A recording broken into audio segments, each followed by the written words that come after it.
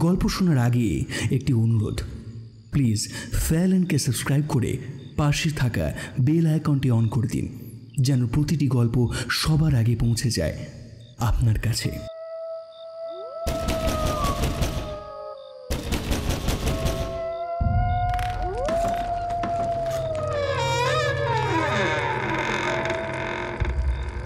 কে কে কে কে ওখানে?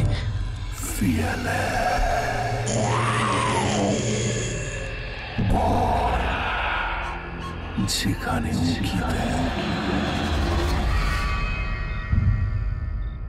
ঠিক তাই। আর আজকে আপনাদের ভয়ের রাজ্য থেকে ঘুরিয়ে নিয়ে আসবে লেখক সজীব মাহমুদ নীলের কলমে তারানাথ তান্ত্রিক ও উল্কা যান। তারানাথের ভূমিকায় প্রীতম, অন্যান্য চরিত্রে শুভম, গোড়া, দীপ্তিমান নন্দী, পার্থ, বাল্মীকি, শুভজিৎ কর। পোস্টার ডিজাইনে সৌরভ। গল্পের সূত্রধার আমি শিউলি। তাহলে শুরু করা যাক।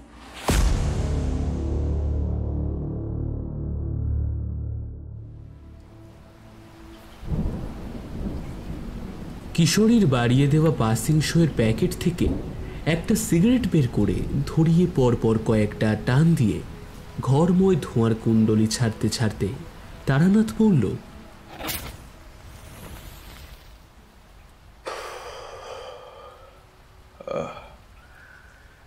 না, কানে যতটা শুনেছিলাম ততটা নয়। লোকের কথা শুনে ভেবেছিলাম লোকটি বোধহয় কোনো উচ্চ মার্গের সাধু। ক্ষমতা যে কিছু নেই তা বলছি না, সাধনার ফলে কিছু শক্তি হয়তো পেয়েছে, কিন্তু যতটা বুঝলাম সবই ওই নিম্নতন্ত্রের বিদ্যা। বললাম, কেন? আপনার এমনটা মনে হওয়ার কারণটাই তো ঠিক বুঝতে পারলাম না। আমার কিন্তু লোকটিকে নিম্নতন্ত্রের সাধক বলে মনে হয়নি। আমার কথায় তারানাথ একটু হাসল, তারপর বলল, তোমরা তন্ত্রের কতটাই বার বোঝো, কতটাই বার দেখেছো। তোমরা হয়তো লোকটির ওইসব অলৌকিক ক্ষমতা দেখে ভাবছো লোকটি বোধহয় কত কি সাধনাই সিদ্ধি লাভ করে ফেলেছে। এমনটা ভাবা অন্যায় নয়। আমি যদি এই পথে না যেতাম তাহলে আমারও মনে মনে এত কিছুই হতো। কিন্তু তোমরা তো জানো, জীবনে সাধু সঙ্গ আমি কম করিনি। তন্ত্রের অনেক গুরুহ কথা আমি জানি, যা সাধারণ লোকে বিশ্বাস একেবারেই করবে না। এইবার কিশোরী বলল, তার মানে আপনি বলতে চাইছেন এর থেকেও বড় অবিশ্বাস্য ঘটনা ঘটে? আলবাত ঘটে। এর থেকেও হাজার হাজার অবিশ্বাস্য প্রতিনিয়ত দুনিয়ায় ঘটে চলেছে এবং ভবিষ্যতেও ঘটবে। তোমরা এই উনুনে পা ঢুকিয়ে দিয়ে আগুন লাগিয়ে চাল ফুটিয়ে খাওয়াকেই যদি উচ্চ মার্গের সাধকের কথা বলো, তাহলে বিশু ঠাকুরের সেই মানুষ থেকে একটা জলজ্যান্ত কুকুরের রূপ নেওয়াকে কি বলবে? কিংবা যদি বলি আমার ওই অমর জীবনের কথা, যার বয়স কিনা কোনো এক অজানা নিয়মের জেরে থমকে গিয়েছে। কিংবা যদি বলি বীরভূমের সে মাতু পাগলির কথা, সে কিনা আমাকে ভেলকি দেখিয়েছিল। মনে হয়েছিল আমি নদী থেকে মৃতদেহ তুলে এনে সব সাধনায় বসলাম। তারপর ঘটে গেল কত সব ভয়ঙ্কর কাণ্ড। আমি এমনও এক সাধুকে দেখেছিলাম যে কিনা প্রতি রাতে নদীর ধারে নিজের পেট চিরে ভেতরের সব কিছু বের করে এনে নদীর জলে ধুয়ে নিত। তাই বলে কি সেই সাধুকে আমি কোনো উচ্চ মর্গের সাধক বলবো? না না না না না না না, একেবারেই না। কারণ এই সব দেখে অবাক হয়ে যখন জিজ্ঞেস করেছিলাম, তখন সেই সাধুই আমাকে বলেছিল, জীবনে কিছু তুচ্ছ সাধনাই করতে পেরেছিলাম, তার বিনিময়ে কিছু শক্তিও পেয়েছি। কিছু রাখতে পেরেছি, আবার কিছু পারিনি। আমরা মানুষ, কোনো দেবতা তো নয়। এইসব শক্তি ধরে রাখার জন্য ক্ষমতা চাই, কিন্তু সেসব আমাদের নেই। ধরে নাও এটাও আমার একটা শক্তি। আমি প্রথমেই বুঝেছিলাম যে সাধু কোনো নিম্ন শ্রেণীর তন্ত্রের সাধনা করে, কিন্তু সেই দিনের ওনার বলা কথায় আমি দেখেছিলাম হতাশা, নিজের অপারগতা, দুঃখ, কষ্ট। এমন অনুভূতি তখনই সম্ভব যখন পুরো একটা জীবন কাটিয়ে দেওয়ার পর হঠাৎ করেই মনে হয় জীবনে রেখে যাওয়ার মতন কিংবা জীবনে প্রাপ্তি বলতে তেমন কিছুই নেই। তোমাদের তো বললাম তন্ত্র একটা বিশাল মহাসাগর। আমরা মানুষ হয়ে এর তল খুঁজে পাবো না কখনোই। কথাগুলো বলতে বলতে তারানাথ কেমন যেন আনমনা হয়ে পড়ল। হাতে জ্বলতে থাকা সিগারেটে একটা টান দিয়ে তাকিয়ে রইল জানালার ফাঁক দিয়ে বহু দূরের ওই নীল আকাশের দিকে। এইবার আমাদের এই আলোচনার বিষয়বস্তু সম্পর্কে বলা যাক। তারানাথের সঙ্গদোষেই হোক বা যে কারণেই হোক, অলৌকিকতায় খানিকটা ভক্তি এসেছে বোধহয়। তাছাড়া হাত দেখানোর ঝোঁক চিরকালেরই, আর এখন আরো বেশি করে সাধু দর্শনে আগ্রহ জন্মেছে। তবে হাত দেখাবো বলে নয়, এমনিতেই।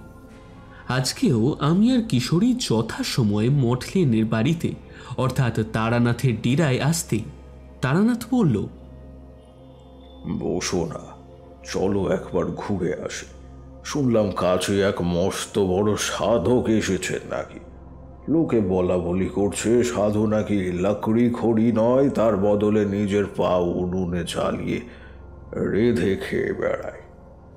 তারানাথের এমন কথা শুনে ঝোঁকটা এক ঝটকায় বেড়ে গেল। আমি তারানাথ আর কিশোরী গেলাম, আর শুধু গিয়ে অবাকই হলাম না, বরং বিস্ময়ে আমার চোখ স্থির হয়ে গেল। লোকে ভুল বলছে না, দেখলাম কথাটা সত্যি। সাধু খুব সম্ভবত একটু আগেই রান্না করেছে, কারণ এখনো তার ডান পায়ের গোড়ালিটা দগদগ করছে, ঠিক যেমন জ্বলন্ত কাঠে জলের ছিটে দিয়ে নিভিয়ে দেওয়া হয়, ঠিক তেমনটাই। পাশেই একটা মাটির পাতিলে ধোঁয়া উঠছে, আতপ চালের গন্ধে আশপাশটা ম ম করছে একেবারে। আধ ঘন্টা বাদে আমরা যখন ফিরে আসলাম, তখন থেকেই দেখলাম তারানাথের কণ্ঠে একটা হতাশার ছাপ। আস্তে আস্তে বেশ কয়েকবার সে বলল, না না না না না, ভেবেছিলাম হয়তো উচ্চ মার্গের সাধক, কিন্তু ইনিও ওই নিম্নতন্ত্র নিয়েই থাকে। সারা জীবন সাধনা করে যদি ওই পায়ে আগুন লাগিয়ে রান্না করারই শক্তি পাওয়া যায়, তাকে আমি সাধনা বলি না বাবা। তন্ত্রে অনেক ধাপ রয়েছে, এইসব বিদ্যা অতি নিম্নতন্ত্রেই পাওয়া সম্ভব। তারানাথ ততক্ষণ পর্যন্ত বিড়বিড় করতে লাগলো যতক্ষণ না আমরা বাড়ি পৌঁছালাম। বাড়ি এসেই কিশোরীর থেকে একটা পাসিংশ চেয়ে নিয়ে পরপর কয়েকটা টান দেওয়ার পরের ঘটনাই আগে বলেছে। তারানাথের এমন হঠাৎ ঔদাসীন ভাব দেখে খানিকটা ভয়ই হলো। এই বুঝি আজকে গল্প ফেঁসে যাবে। দেখলাম আমার বন্ধু কিশোরী সেনও আমার দিকেই তাকিয়ে আছে।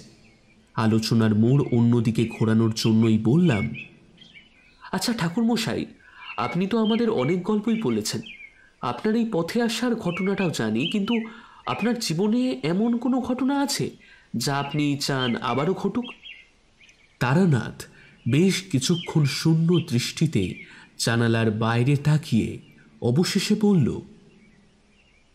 হ্যাঁ, এমন তো অনেক ঘটনাই রয়েছে, তবে বিশেষ করে এই একটি করে ঘটনা আলাদা করা সম্ভব নয়, তা শক্তই হবে।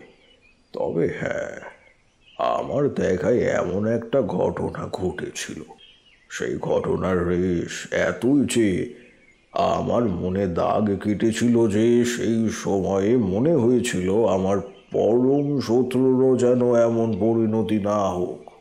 হ্যাঁ। কোনো ভয়ঙ্কর ঘটনা? আরে বলুন না, সেটাই একটু শুনি।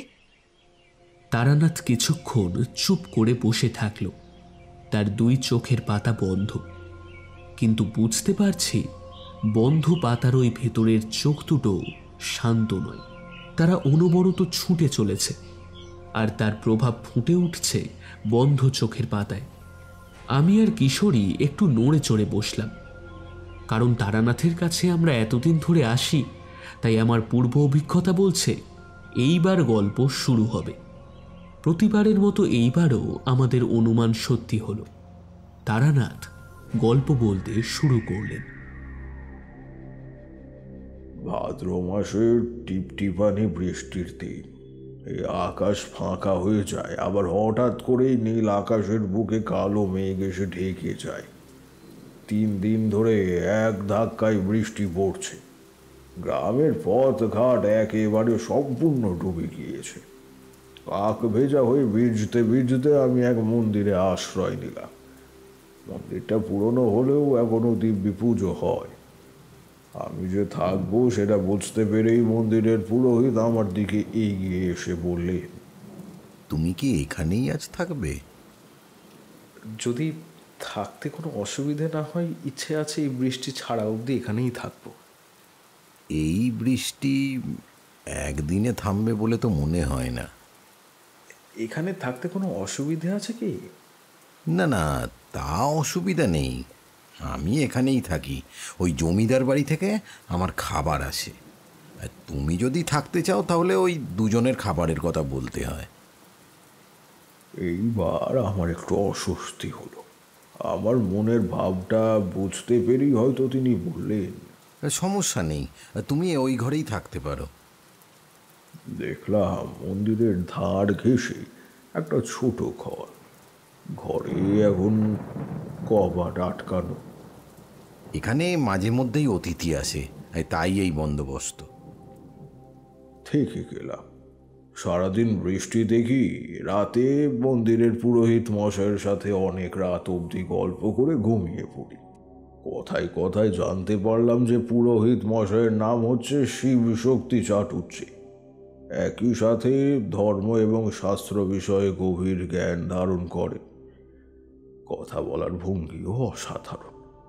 মাঝে মাঝে তিনি এমন সব শাস্ত্রের গূঢ় কথা বলেন যার তল খুঁজে পাওয়া অসম্ভব। প্রথম দিনেই শিবশক্তি চাটুর্যের প্রতি একটা শ্রদ্ধার ভাব উদ্গ্রীব হল। 3 দিনের পর অবশেষে বৃষ্টিটা খানিক ধরে এসে সূর্যের মুখ দেখা দিল। আকাশ হলো পরিষ্কার। সকালবেলা জল খাবার খেতে খেতে বললাম, আর বোধহয় বৃষ্টি আসবে না পুরোহিত মশাই। ভাবছি এই বেলায় বেরিয়ে পড়বো। কোথায় যাবে কিছু ঠিক করেছো? এখনো ঠিক করিনি। বেরিয়ে তো পড়ি, তারপর না হয় একটা পথ ঠিক বেরিয়ে যাবে। পথের যেহেতু ঠিক নেই, তাই কালকের দিনটাও থেকে যাও। আর কালকে এখানে একটা খুব বড় পুজো হবে। প্রতি বছরই হয়। ভেবেছিলাম এই বৃষ্টির কারণে বোধহয় এইবার একটু সুবিধা করা যাবে না। পুজো? কিসের পুজো? ভাদ্র মাসে অনেক পুজোই হয়। এটা কোনটা? এই পুজো প্রায় গত 150 বছর ধরে হয়ে আসছে। বাঁধা ব্রাহ্মণ আছে যারা 150 বছর ধরে ওই পুরোহিতের দায়িত্বটা পালন করছে। এই পুজোর ইতিহাস বড়ই বিচিত্র। এ দেবী আমাদের চেনাশোনা কোনো দেবী নয়। তুমি তো এই পথে অনেক দিন ধরেই আছো, অনেক লোকের সাথে পরিচয়ও হয়েছে। তুমি কখনো দেবী তামুসার কথা শুনেছো? না। উনি কোন দেবী? তাহলে তোমাকে সবটাই বলি। এখানকার প্রথম জমিদার মহেন্দ্র সেন যেমন ছিলেন প্রতাপশালী, তেমনি দিকে দিকে তার নাম ছিল। পদবিতে জমিদার হলেও তিনি রাজার থেকে কিছু কম ছিলেন না। অভাব কোনো কিছুরই ছিল না, কেবল একটা জিনিস বাদে, আর সেটা হলো একটা পুত্র সন্তান। প্রথম স্ত্রী পর 3টে কন্যা সন্তান জন্ম দেওয়ার পর তিনি আরেকটি বিয়ে করেন। কিন্তু সেখানেও দুটো কন্যা সন্তান। এত বড় জমিদারি শেষে কিনা ভেঙে পড়বে, এই চিন্তায় তিনি সব সময় উদাস হয়ে থাকতেন। ওনার শখ বলতে একটাই, আর সেটা হলো শিকার। একবার খবর পেলেন ওই পাশের জমিদারির পাহাড়ি সাঁওতাল পরগনায় হঠাৎই বাঘের আবির্ভাব ঘটেছে। এর মধ্যে সেই বিশাল জন্তুটির পেটে 4টে মৃতদেহ চালান হয়েছে। জমিদার নিজে শিকারীদের ডেকে আনলেন, কিন্তু কেউই না বাঘটাকে মারতে পারল না। কেউ হাল ছেড়ে দিয়ে চলে গেল, আবার কেউ গেল ওই বাঘটারই পেটে। এদিকে দিনকে দিন আতঙ্ক বেড়েই চলেছে। এমন সময় মহেন্দ্র সেন ঠিক করলেন তিনি নিজে যাবেন। যেই ভাবা সেই কাজ। প্রায় 3 দিন 3 রাত তিনি ফাঁদ পেতে বসে থাকার পর অবশেষে তার শিকার মিলল। আর তখনই ওই সাঁওতাল পরগনার ওই পুরোহিত মশাইয়ের একটা দেবী মূর্তি তিনি ভেঁট হিসেবে পান। আমাদের চেনা জানা কোনো দেবী মূর্তি সেটা নয়। এটা কোন দেবী জানতে চাইলে পুরোহিত বলেন, জমিদার মহেন্দ্র সেন যা চান। মহেন্দ্র সেন বুদ্ধিমান জমিদার, তিনি কোনো প্রশ্ন করলেন না, কিন্তু বললেন আগামী ভাদ্র মাসেই দেবীর পুজো হবে। তিনি যদি নিজে এসে সব বন্দোবস্ত করেন তাহলে খুবই কৃতজ্ঞ থাকবেন আর কি। তা ওই ভাদ্র মাস আসলো, আর পুরোহিত নিজে এসে পুজোর সকল বন্দোবস্ত করে দিয়ে গেল। আর ঠিক 3 মাস পরেই জমিদার মশাই জানতে পারলেন তিনি আবারও পিতা হতে চলেছেন, এবং সেটা ওই 2 স্ত্রীর পক্ষ থেকেই। শুরু হলো দিন গোনা। অবশেষে সেই দিন আসলো। একই দিনে একই সময় মহেন্দ্র সেনের 2 স্ত্রী একটি করে ওই পুত্র সন্তানের জন্ম দিলেন। সেই থেকে শুরু। তারপর জমিদার মহেন্দ্র সেন নিজে দাঁড়িয়ে ওই মন্দির স্থাপন থেকে শুরু করে দেবী মূর্তি গড়া সবই করলেন। সেই পুরোহিতকে ওই পাকাপাকিভাবে নিয়োগ করলেন ওই নিত্য পুজোতে। আর সেই থেকে এখানে প্রতি ভাদ্র মাসে এই পুজোটা হয়। ভাদ্র মাসে দেবীর পূজা হয় বলেই এখানকার লোকে ওই দেবীকে ভাদ্রেশ্বরী বলে চেনে। যদিও এখন আর আগের মতো হয় না, তবুও এই কম কিসে। কথাগুলো বলে খানিকক্ষণ চুপ করে বসে থাকলেন শিবশক্তি চাটুর্যে। বললাম, এখনো কি দেবীর নিত্য পুজো হয়? না, কেবল বছরের একটা দিনই হয়। বাকি সব সময় মন্দিরের দরজা বন্ধই থাকে। সেই পুরোহিতের বংশধররাই এখনো পৌরোহিত্যের দায়িত্বে। এরপর শিবশক্তি চাটুর্যে বিভিন্ন কথা বলতে শুরু করলে। সেই সব কথা মোটেও আজগুবি নয়, সব কথাতেই একটা গভীর জ্ঞানের ছাপ রেখে যাচ্ছে। লোকটির এই অসামান্য পাণ্ডিত্য আমাকে অবাক করল।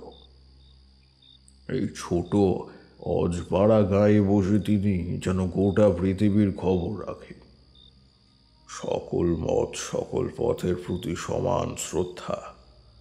ওনার কথা শুনতে শুনতে এতটাই মগ্ন ছিলাম যে আমার ঠিক পিছনে যে কেউ এসে দাঁড়িয়েছে সেটা কখন আমি বুঝতেই পারিনি। বুঝলাম তখন যখন শিবশক্তি চাটুর্যে সেই লোকটির উদ্দেশ্যে বললে, কি ব্যাপার মোহন, তুমি এই সময়, মানে এই সব কিছু ঠিক আছে তো? মোহন নামের লোকটি এতক্ষণ ঠায় দাঁড়িয়েছিল। এইবার প্রশ্নটা করতেই সে একেবারে শিবশক্তি চাটুর্যের পায়ের কাছে হুমড়ি খেয়ে পড়ল। ঠাকুর মশাই, ঠাকুর মশাই, আমার ছেলেটাকে বাঁচান, ঠাকুর মশাই, আমার ছেলেটাকে বাঁচান। সন্ধ্যার সময় ও ভালো ছিল, হঠাৎই রাতে জ্বর উঠেছে, এখন প্রলাপ বকছে ঠাকুর মশাই, জ্বরে গা পুড়ে যাচ্ছে ঠাকুর মশাই। সে কি, কবিরাজ এসেছিল? এসেছিল ঠাকুর মশাই, এসেছিল, ওষুধও দিয়েছে, কিন্তু তখন থেকে আরো বেড়েছে জ্বরটা। অনেক চেষ্টাই তিনি করলেন, কিন্তু কিন্তু কিছুতেই কিছু হচ্ছে না। তাই তিনি হালও ছেড়ে দিলেন। তাই তো ছুটতে ছুটতে আপনার কাছে এলাম। আমার ছেলেটাকে বাঁচান ঠাকুর মশাই, আমার ছেলেটাকে বাঁচান, আমার ছেলেটাকে বাঁচান। এখন কান্না করার সময় নয় মোহন। এই এই চলো তো, ওঠো। বলেই শিবশক্তি চাটুর্যের লোকটিকে প্রায় জোর করে তুলে হাঁটতে শুরু করালেন। আমি তখনও বসেই থাকলাম, কিন্তু হঠাৎই শুনলাম পেছন থেকে পুরোহিত মশাই বলছেন, তারানাথ, তুমিও এসো। গেলাম। মোহনের বাড়িটা বেশি দূর নয়, মন্দির থেকে মিনিট 5-10 পায়ে হাঁটা পথ। গিয়ে দেখলাম সত্যিই তাই, জ্বরে গা পুড়ে যাচ্ছে তার, সেই সাথে শরীর ভিজে উঠেছে একেবারে ঘামে। আমরা সাধারণত জানি যে শরীর ঘামলে জ্বর কমে, কিন্তু এখানে ঘামের সাথে সাথে জ্বরটা যেন পাল্লা দিয়ে বাড়ছে।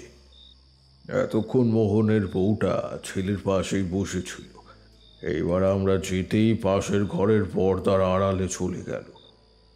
শিবশক্তি চাটুর্যে ছেলেটার কপালে একবার হাত দিলে, চেহারা গম্ভীর করে বললেন, মোহন, একটু জল আনো তো। মোহন একটা ঘটিতে করে জল এনে ওনার হাতে দিলেন। শিবশক্তি চাটুর্যে ঘটি থেকে জল নিয়ে প্রথমে মাথায়, তারপর পুরো শরীরে ছিটিয়ে দিয়ে বললেন, চিন্তা করো না, ঘুমিয়ে পড়ো। কাল সকালে একবার ছেলেকে আমার কাছে একবার নিয়ে এসো।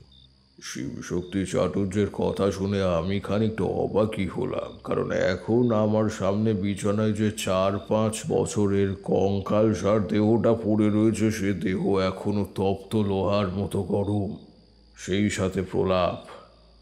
মাঝে মাঝে শরীরটা হাঁপ ছাড়ছে, যেন প্রাণবায়ুটা বেরোতে গিয়েও বেরোতে পারছে না। তিনি কেন বলছেন কাল সকালে ছেলেটাকে নিয়ে যেতে? আমার অনুমান যদি ভুল না হয়, তাহলে এই বাচ্চাটির আয়ু অতি সামান্য। দিনের আলো ফুটবার অনেক আগেই নিভে যাবে সব কিছু। কিন্তু পরে ভাবলাম হয়তো মোহনকে সান্ত্বনা দিতেই তিনি এমনটা বললেন, তাই আর কিছু বললাম না বিষয়ে। অনেক রাত হলো, এবার তুমি শুয়ে পড়ো। বলেই শিবশক্তি চাটুর্যের সিঁড়ি বেয়ে মন্দিরের ভেতরে চলে গেলে আমিও আমাকে দেখিয়ে দেওয়া ঘরে শুয়ে পড়লাম।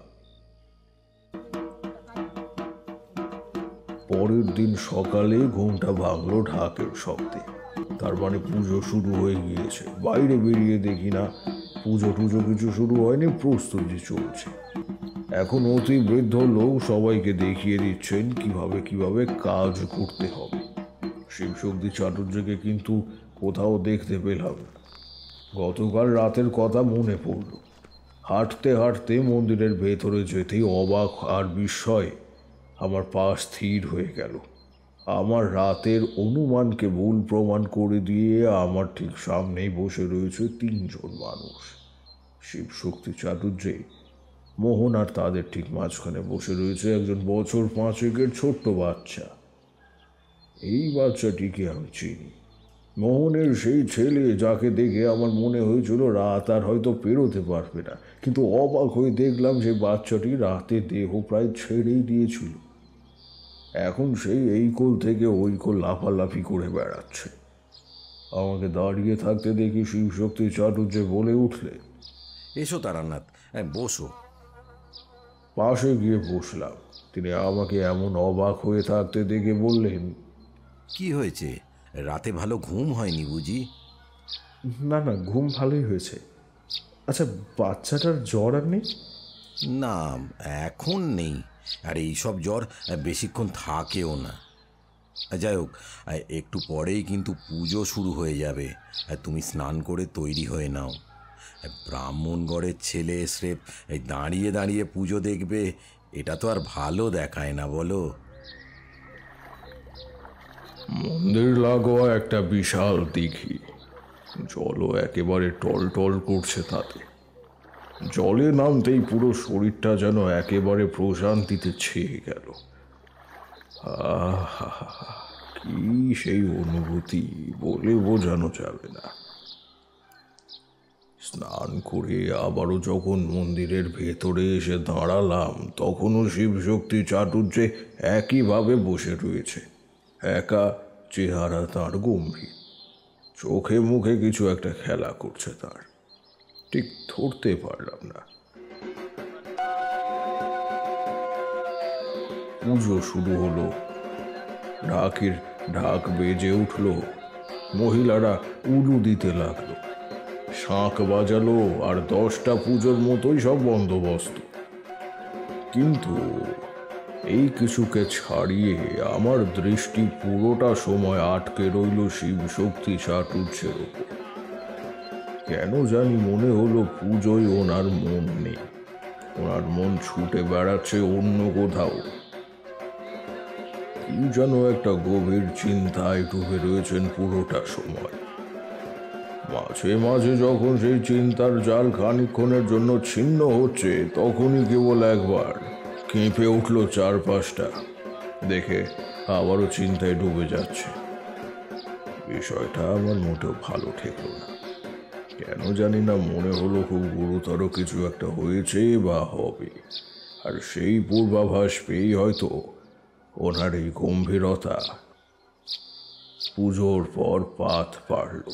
গ্রামের সাধারণ মানুষ তো বটেই, এমনকি স্বয়ং জমিদার হেমন্ত সেন নিজেও বসলেন সবার আগে। খাওয়া দাওয়ার পাট চুকিয়ে তিনি মন্দিরের ভেতরে এসে বসলেন। তারপর আমার দিকে তাকিয়ে বলে উঠলে, আপনি কি অতিথি হয়ে আশ্রয় নিয়েছেন? আগে হ্যাঁ জমিদার মশাই। জমিদারি সে এককালে ছিল বটে, কিন্তু এখন আর সেসব কই। তবুও যেটুকু আছে তাতেই কেটে যায়। তা কিছুদিন থাকবেন তো? আগে কিছু মনে করবেন না জমিদার মশাই, আমি কাল সকালেই চলে যাব। সে কি, আমার গ্রামে অতিথি হয়ে এসেছেন, অথচ আমার বাড়িতে একবেলা অন্ন গ্রহণ করলেন না, তার উপর আপনি ব্রাহ্মণ? না না না, এভাবে তো যেতে দেওয়া যায় না। থাকতে হলো। কাল দুপুরে ওনার বাড়িতে সামান্য ডাল ভাতের আয়োজন করবেন এবং সেখানে আমাকে উপস্থিত থাকতে হবে, এই বলে তিনি চলে গেলেন। এইবার আমি শিবশক্তি চাটুর্যের দিকে তাকিয়ে বললাম, আপনি কি কোনো একটা বিষয় নিয়ে চিন্তায় আছেন? তিনি হয়তো আমার কথা প্রথমে ভালোভাবে শুনতে পাননি, তাই খানিকটা চমকে উঠে পরক্ষণে নিজেকে সামলে নিয়ে বললেন, না আসলে আচ্ছা, তুমি তো অনেক সাধু সঙ্গ করেছো, অনেক কিছুই শিখেছো, অনেক অভিজ্ঞতাও হয়েছে। তা তুমি বুঝতে পারছো না কিছু? আমি খানিকটা অবাক হয়ে একবার চারপাশটা দেখে নিলাম, তারপর বললাম, কই না তো, কিছুই তো বুঝতে পারছি না। তুমি কি সত্যি দেখতে পাচ্ছ না এই পুরো গ্রামের চারপাশটা একটা একটা কালো ছায়া কিরকম ঘিরে ধরছে? আমি একবার বাইরের দিক তাকালাম, সত্যি আমি কিছু দেখতে পাচ্ছি না। আকাশ তো পুরো পরিষ্কার, কেবল সাদা সাদা তুলোর মতন মেঘ ছুটে বেড়াচ্ছে এদিক ওদিকে। কালো ছায়া তো কোথাও দেখতে পাচ্ছি না। শিবশক্তি চাটুর্যে কোন ছায়ার কথাটা বললে? আর এমন অবাক ভাব দেখে তিনি একটা দীর্ঘশ্বাস ছেড়ে বললেন, মোহনের ছেলের গায়ে জ্বর আসাটা প্রথমে স্বাভাবিকই ভেবেছিলাম, কিন্তু যখন ওর গায়ে হাত দিলাম তখনই বুঝতে পেরেছিলাম এ জ্বর কোনো সাধারণ জ্বর নয়। হঠাৎই কোনো একটা বিশেষ কারণে শরীরের তাপমাত্রাটা বেড়ে গিয়েছে। কিন্তু হঠাৎ এমনটা হলো কিভাবে, এর উত্তর পেলাম আজ সকালে মোহনের কাছ থেকে। বিকেলবেলায় মোহনের বাড়িতে একজন সাধু বেশি ভিক্ষুক এসেছিল। মোহনের ছেলে তখন বারান্দায় খেলছিল। সাধুটা বেশ কিছুক্ষণ এক দৃষ্টিতে তাকিয়েছিল ওর ওই ছেলেটার দিকে, যেন জোঁক দূর থেকে তার শরীর থেকে সমস্ত রক্ত চুষে নিচ্ছে। মোহনের বউ ওই চাল দিয়ে তারপর ছেলেটাকে নিয়ে ভেতরে চলে যায়, আর তাতেই নাকি সাধু খানিকটা গজগজ করতে করতে চলে যায়। সাধুর চাহনিটা নাকি ভালো ছিল না, সেই মরা মাছের মতো দৃষ্টিতে যেন কোনো প্রাণ নেই। এইবার বুঝতে পারছো? স্বরাজতন্ত্র। এই তন্ত্রে যে সিদ্ধি লাভ করে সে চাইলেই নিজের জীবনী শক্তি কোনো লক্ষণযুক্ত 10 বছরের নিচের বাচ্চার শরীরে প্রবেশ করে বাচ্চাটির দেহ যেন নিজের শরীরে প্রতিস্থাপন করতে পারে। যদিও এর রেশ বেশিক্ষণ থাকে না, কিন্তু এতটুকু নিয়মের গরমিল হলে যার শরীরে সেই জীবনী শক্তি প্রবেশ করানো হয় তার মৃত্যু একেবারে অনিবার্য। হয়তো সেই সাধুটিও এই একই উপায় প্রয়োগ করে মোহনের ছেলের দেহ থেকে স্বর শুষে নিতে চেয়েছিলেন, কিন্তু মোহনের সময়ের আগেই বউ ছেলেকে নিয়ে যাওয়াতে সাধু ব্যর্থ হয়, আর সেই কারণেই জ্বর আসে বাচ্চাটার। হয়তো শিবশক্তি চাটুর্যে সময় মতো না পৌঁছালে আমার অনুমানে সত্যি হতো। শেষ রাতের দিকে ওই জঙ্গলের দিক থেকে আমি শিয়ালের কান্না শুনেছি। এই কান্নাটা ভয়ের ছিল, যেন এমন কিছু ওরা দেখেছে যেটা ওরা এখানে আশা করেনি। জঙ্গলটা কি গ্রামের কাছেই? না, ওই মাঠের ওই পাশে বিশাল জঙ্গল। কথিত আছে আগে নাকি ডাকাতরা এই জঙ্গলে এসে ঘাঁটি গাড়ত। এখন আরও ঘন হয়েছে, লোকে দিনেও সেদিকে আর যায় না। হিংস্র কোনো জন্তু আছে কি? না, তা নেই হয়তো, কিন্তু সাপ পোকামাকড়ের কথা কিন্তু বলা যায় না। আপনার কি ধারণা সেই সাধু ওই জঙ্গলে আশ্রয় নিয়েছে? নিলে অবাক হব না।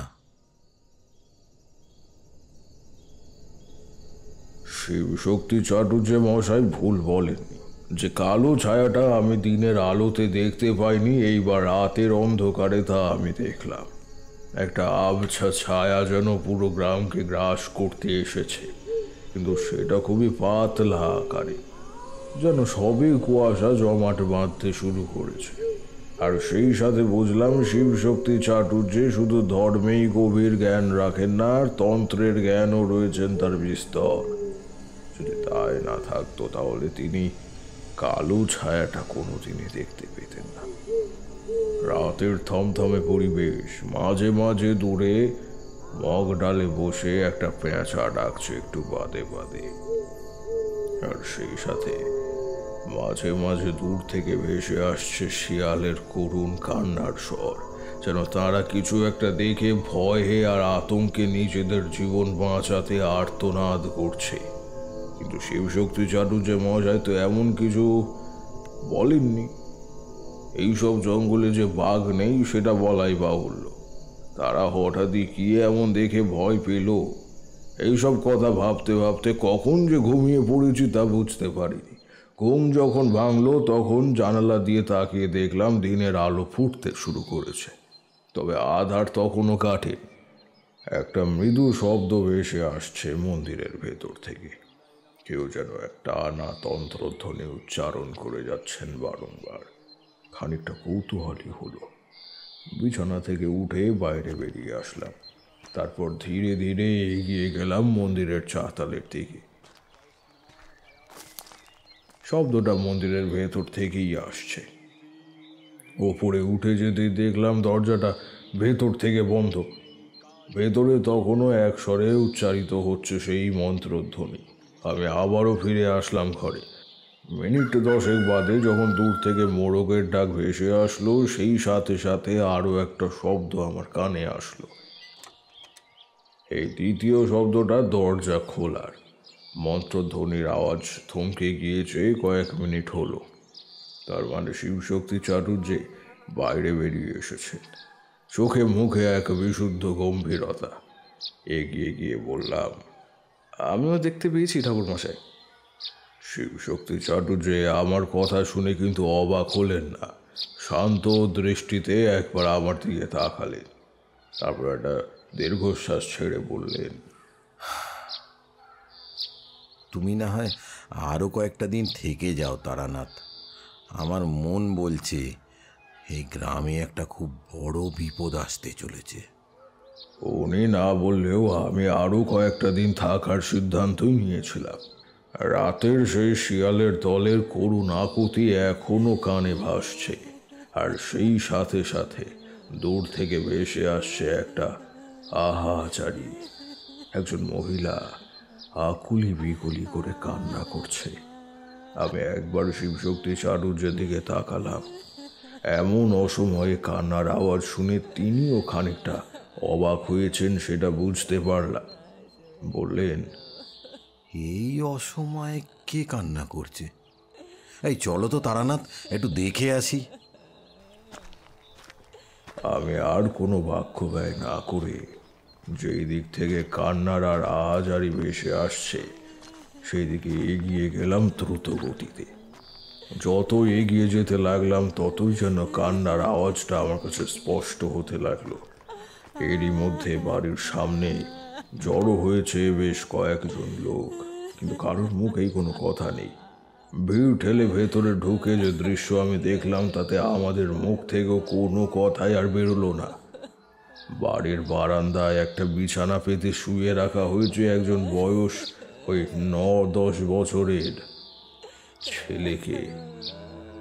শরীর যেন কঙ্কালসার, দেহের প্রতিটা হাড় গোনা যাবে এমনই তার শরীর। চেহারায় কত বছরের ক্লান্তি, দু চোখের পাতা কালো হয়ে আছে। তার থেকেও বড় কথা হলো ছেলেটির দেহে এখন আর প্রাণের অবশিষ্টটুকুও নেই। শিবশক্তি চাটুর্যে কিছুক্ষণ হতভম্বের মতন তাকিয়ে থাকলেন, তারপর একটু দূরে মাটিতে পাগলের মতন বসে থাকা লোকটির দিকে এগিয়ে গিয়ে নিজেও পাশে বসে গায়ে আলতো করে হাত বুলিয়ে বললেন, হরি, এসব কি করে হলো? গতকালও তো ঠিক ছিল। হরি নামের লোকটি এতক্ষণ চুপ করে পাথরের মূর্তির মতো বসেছিল। এইবার শিবশক্তি চাটুর্যের কথা শুনে মাথা তুলে কিছুক্ষণ প্যাল প্যাল করে তাকিয়ে থাকলো। তারপর হঠাৎই ওনার পায়ের ওপর আছড়ে পড়ে কাঁদতে কাঁদতে বলতে লাগলো, সব আমার পাপের ফল ঠাকুর মশাই, সব আমার পাপের ফল। আমার পাপের জন্য আমার ছেলেটাকে চলে যেতে হলো ঠাকুর মশাই। আমার পাপের জন্য আমার ছেলেটাকে চলে যেতে হলো। সব আমার পাপের ফল। একজন পিতার আহাজারিতে সকালের স্নিগ্ধ বাতাস ভারী হয়ে উঠল। শিবশক্তি চাটুর্যে থমথমে দৃষ্টিতে তাকিয়ে থাকলেন হরির দিকে। বেশ কিছুক্ষণ পর হরি আবারও খানিকটা নিজেকে সামলে নিয়ে বলল, আমার পাপের ফল ঠাকুর মশাই, আমার পাপের ফল। অন্যের ক্ষতি করতে গিয়ে আমার কি হয়ে গেল ঠাকুর মশাই, আমার কি হয়ে গেল? ঈশ্বর আমাকে আমার পাপের ফল দিয়েছে। কি পাপ করেছো? আর আর কার ক্ষতি করতে চেয়েছিলে? এইবার হরি বেশ খানিকটা সামলে নিল নিজেকে। তারপর বলতে শুরু করলো, তাহলে সবটাই খুলে বলি। গতকাল সকালবেলা ঘুম থেকে উঠেই দেখি একজন লোক বাড়ির সামনে বসে আছে। এমন সাত সকালে বাড়ির সামনে একজন অপরিচিত লোককে বসে থাকতে দেখে খানিকটা অবাক হলাম। এগিয়ে গিয়ে জিজ্ঞাসা করলাম, কে তুমি, আর এখানে কি করছো? তোমাকে তো আগে দেখিনি এই গ্রামে। লোকটি আমার দিকে তাকালো। কি তার চোখের দৃষ্টি! যেন দুটো পাথরের চোখ তাকিয়ে আছে আমার দিকে। এতটাই শীতল সেই চোখের চাহনি, এতটুকু প্রাণের অস্তিত্ব নেই চাহনিতে। বলল, আমি পথিক, পথে পথে ঘুরে বেড়ানোই আমার কাজ। সারাটা রাত পথ হেঁটে বড্ড ক্লান্ত হয়ে পড়েছি। কিছু কি দিতে পারবি? লোকটির কথা আমার ভালো লাগলো না, কেমন যেন। তো আমি লোকটিকে চিড়ে আর গুড় এনে দিতে সে বলল, গ্রাম কত বদলে গিয়েছে। আসতে দেখলাম কয়েকটা পাকা বাড়ি উঠেছে। হ্যাঁ রে, তা তোর কোনো উন্নতি নেই কেন? এইবার লোকটিকে আমার একটু সন্দেহ হলো।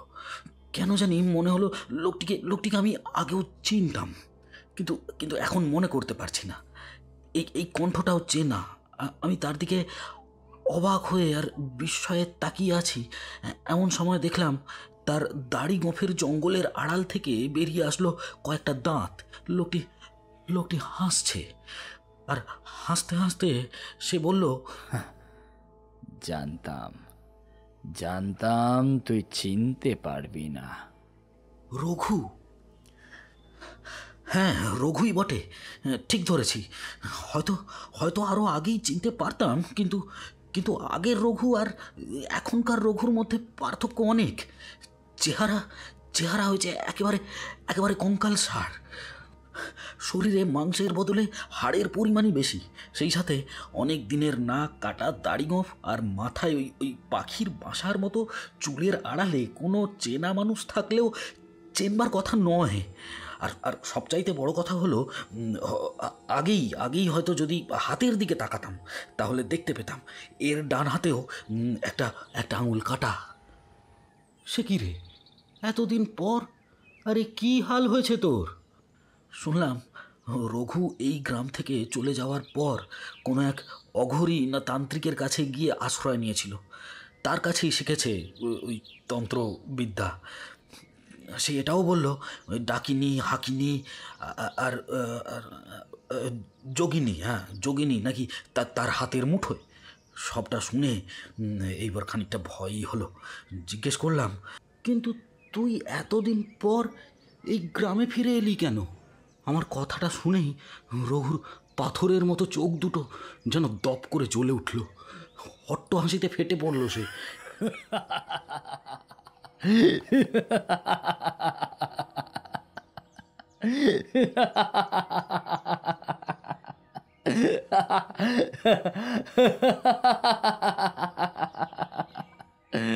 কেন ফিরে এলাম? কেন ফিরে এলাম? ফিরে এলাম পুরানো হিসেব চুকিয়ে নিতে। দেখবি আমার ক্ষমতা। এই দেখ! বলেই হাতের বন্ধ মুঠোটা শূন্যে তুলে ছুঁড়ে মারল মাটির উপরে। আর মারতেই আমি দেখলাম একটা আগুনের গোলা যেন মাটির উপর পড়েই জায়গাটাতে পুড়িয়ে কালো করে মিলিয়ে গেল। শুকনো মাটিতে তখনও ধোঁয়া উঠছে। এই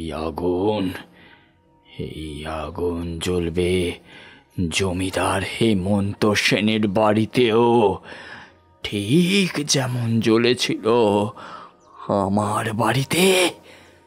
ঠিক তেমনই দাও করে চলবে।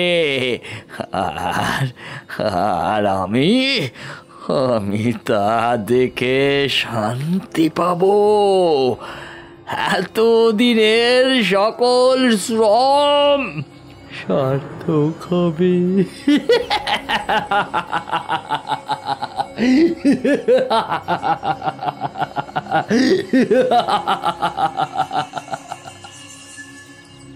কথাগুলো শুনে আমার বুকটা কেঁপে উঠল। বললাম, তারপর আবার কি রে? আমি চলে যাব, কিন্তু তোকে একটা খোঁজ দিতে হবে। গ্রামে 10 বছরের নিচে কোনো বাচ্চা আছে? আমার অনেক শক্তির দরকার। স্বর টানতে হবে। সেটা কেমন? তুই এসব বুঝবি না। এইবার আমার মনেও জেগে উঠল প্রতিহিংসার আগুন। আমি ঠিক বুঝতে পারছি যে ছেলেটাকে কোনো ভালো কাজের জন্য চাইছে না রঘু। আর তাই আমি মোহনের ছেলের কথা বললাম। মোহনের সাথে আমার বিবাদের কথা সবাই জানে। ভাবলাম এই সুযোগে ওর যদি একটা ক্ষতি করা যায় তাহলে কেমন হয়। হ্যাঁ, বললাম, ওর ছেলের কথাই বললাম। কিন্তু পরে সে ফিরে এসে প্রায় ব্যস্ত হয়ে আমাকে বলল, না, হলো না, আর একটু সময় পেলাম না। সময় পেরিয়ে যাচ্ছে। এক্ষুনি এক্ষুনি অমন একটা বাচ্চা। বলতে বলতে বলতে বলতে আমার বাড়ির দিকে তাকিয়ে তার দৃষ্টি স্থির হয়ে গেল। ছেলেটা বারান্দায় বসে খেলছিল। বলল, এই তো হ্যাঁ রে, তোর ছেলে বুঝি হরি? হ্যাঁ হ্যাঁ আমার।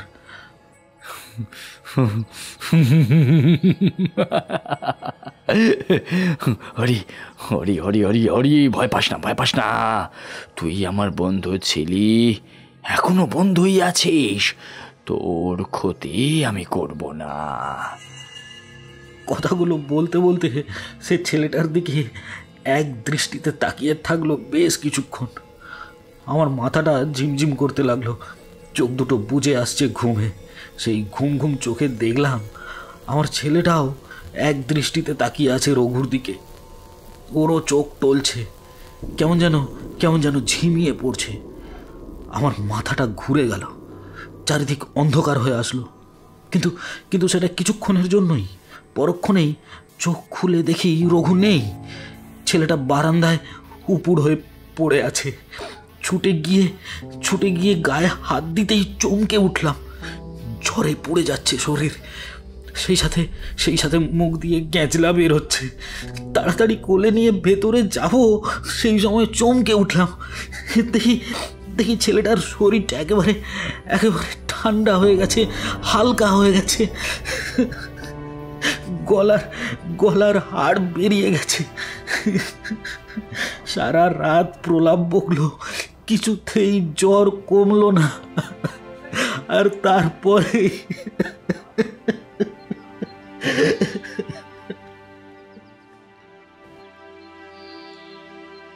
কথাগুলো শেষ করতে পারল না। হরির কথা শুনে হতভম্বের মতন বসে থাকলাম ওর দিকে।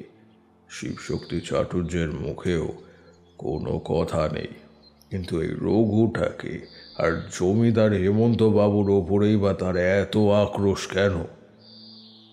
প্রশ্নটা অবশ্য করলে উত্তর তখনই পেতাম, কিন্তু পরিস্থিতি দেখে আর করা হলো না। এরই মধ্যে খবরটা ছড়িয়ে পড়েছে গোটা গ্রামে। দেখতে দেখতে হরির বাড়ি ভরে উঠল লোকজনে। আমি আর পুরোহিত মশাই ভিড় ঠেলে ধীরে ধীরে বেরিয়ে আসলাম। শিবশক্তি চাটুর্যের মুখ তখনও গম্ভীর। ঠিক একটি কথাও না বলে মাথা নিচু করে হাত দুটো পেছনে রেখে হাঁটতে লাগলেন। আমরা যখন মন্দিরের চাতালে এসে পৌঁছালাম তখন ধীর শান্ত কণ্ঠে বললেন, দুপুরে জমিদার মশাইকে বলো আমি যেতে পারবো না, আমার একটা কাজ আছে, তুমি একাই চলে যেও। বলেই আমাকে আর কোনো কথা বলবার সুযোগই দিলেন না তিনি। সোজা উঠে গেলেন মন্দির লাগোয়া ঘরের ভেতরে। তারপর দরজা বন্ধ করে দিলেন সশব্দে। আমি ফিরে আসলাম নিজের ঘরে। বিছানায় বসে বসে আকাশ পাতাল ভাবতে ভাবতে কখন যে দুপুর হয়ে গিয়েছে বুঝতে পারিনি। দূর থেকে কানে ভেসে আসছিল হরির ধ্বনি। বুঝলাম হরির ছেলেটাকে শ্মশান বন্ধুরা নিয়ে যাচ্ছে। জমিদার হেমন্ত সেন ডাল ভাতের কথা বলেছিলেন ঠিকই, কিন্তু দুপুরে গিয়ে দেখলাম ভোজের আয়োজন অঢেল। সে তোমরা না দেখলে বিশ্বাস করতে পারবে না, কিন্তু দেখলাম জমিদার মশাইয়ের চেহারাও গম্ভীর। বুঝলাম গ্রামে এমন একটি মৃত্যু আর অন্তরাত্মাকে নাড়িয়েও দিয়েছে। কিন্তু একবার পুরোহিত মশাইয়ের কথা জিজ্ঞাসা করলে, আসলে মন শান্ত না থাকলে খেতে ভালো লাগে না। সে তোমার যতই সুস্বাদু খাবার চোখের সামনে থাকুক না কেন। খেতে জমিদার মশাই আমাকে নিজের বসবার ঘরে নিয়ে গেলেন। বেশ কিছুক্ষণ তামাক খাওয়ার পরে অবশেষে নীরবতা ভেঙে বললেন, খবরটা তো শুনেছেন নিশ্চয়ই?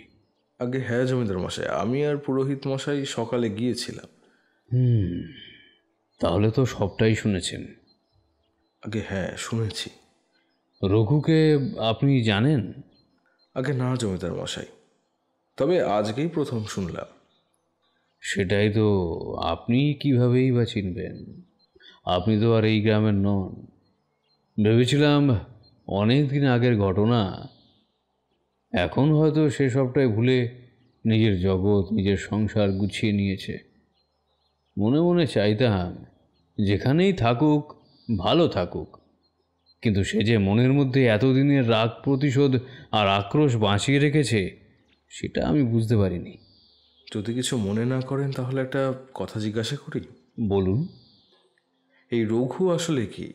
তাকে যে কোনো একটির অপরাধের কারণে গ্রাম ছাড়া হতে হয়েছে সেটি বুঝতে পারছি, আর আপনি যেহেতু এই গ্রামের বটগাছ, তাই বিচারের দায়িত্বে আপনিই থাকবেন সেটা অনুমান করতে পারি, কিন্তু সবটা শুনে বড্ড আগ্রহ জাগছে।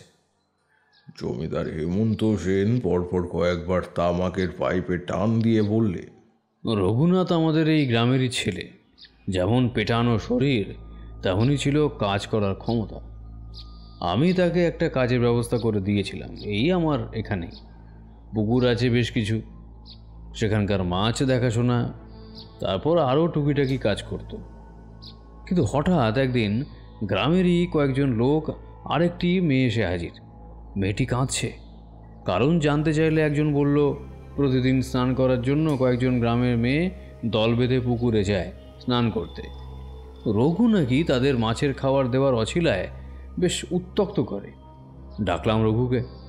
রঘু কিন্তু স্বীকার করল না, কিন্তু এতগুলো লোকের কথা তো আর মিথ্যা হয়ে যেতে পারে না।